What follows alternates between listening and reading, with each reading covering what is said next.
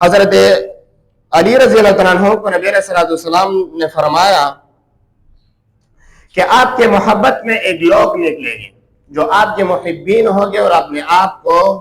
آپ کے محبین کہلائیں گے، اور اس کو لوگ رافضہ کے نام سے موسوم کریں گے اور اس کو رافضہ کہلائیں گے۔ نبی علیہ السلام نے فرمایا وہ مشرک ہو گے، فقاتلوہم، اے علی ان کے ساتھ جنگ کرو،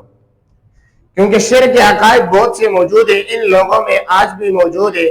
جو کہ یا علی کہتے ہیں اور تمام اماموں کو مشکل کشا اور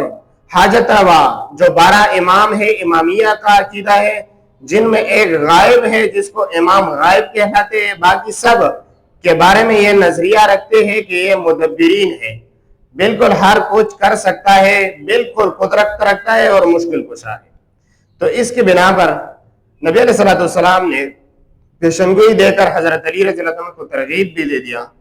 کہ قاتلوہم، یہ مشرک ہو گئے، ان کے ساتھ آپ جنگ کریں۔